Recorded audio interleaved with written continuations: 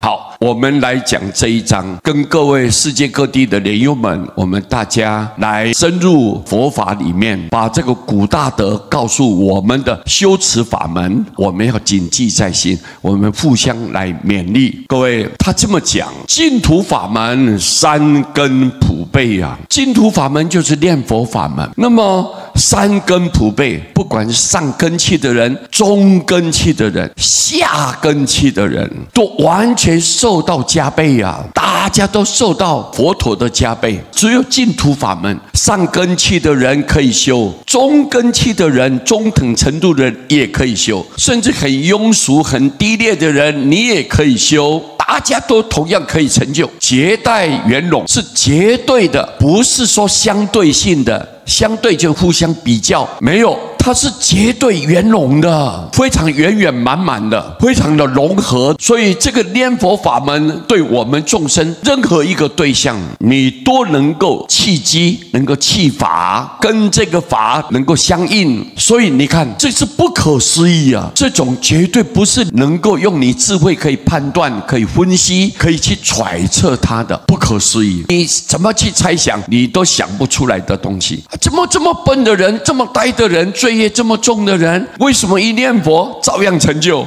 我们难以想象，一般人就匪夷所思。但是你看，这个叫做不可思议。不管你什么地点，不管你什么对象，不管你在什么时候，只要你肯相信，好好念佛，个个都能成就。这叫做不可思议。一称加号，一旦你称念了加号，就是南无阿弥陀佛这个名号。你一旦称念这个名号之后，万得其章啊！所有一切的功德，全部都包括在里头，而且彰显出来。你要求什么有什么，你要消业障就消业障，增福慧就增福慧，印图开通就印图开通，而且你随心满愿，一切都能吉祥如意。更重要是在有灾难的当下，你只要一称念佛号，名号里面的光明就普照你，所以能够洪凶化吉，能够避难成祥。所以你看，所有的功德全部都彰显出来了，毫不缺漏的，全部都显化出来。罪消成解，你的罪业就消除，像成劫一样。对，无量无边的过去，在这个娑婆世界轮回的过程当中，你造的无量无边的罪业，全部能够化消掉，你罪业能消除掉。你看，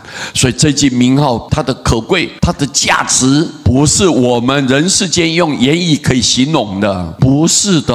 因为我们再怎么样去说，都说不圆满。为什么？因为这是佛的境界，只有佛跟佛才能够讲得清楚，连菩萨都没有资格，何况是我们这种罪恶的凡夫众生，更不可能讲得很透彻、很圆满、很究竟，我们讲不出来的。所以你看，无量无边的时间呢，你所造的罪业全部化消，福等虚空。一念佛，你的福报就像虚空那么广大无边无际啊！各位，你看这个有多殊胜呢，多令人赞叹呢！佛陀要成就这个名号，给众生带来希望，给众生有个依靠，给众生有个归宿。他用名号来救度念佛的众生。所以你看，古大德用这样几句话来提醒我们大家，我们非常感恩啊，那一种圆满、非常卓越、高超的智慧，来提醒我们念佛很重要，关系很重大，是重中之重。所以我们一听啊，满心的欢喜，我们一定要谨记在心，依教奉行，把这句名号当作你的生命，我们好好的持念，我们发愿往生，对不对？才不辜负了佛陀对我们的期待。每天在西方极乐世界一直盼望孩子们回家吧，孩子们回家吧。好，我们呢一直迷恋的这个外在的环境，每天呢心猿意马，我们没有把这一种心放在佛号上面，所以这个是很可惜的。今天我们听完了以后，就更加的谨慎了。我们要小心翼翼的，亦步亦趋的，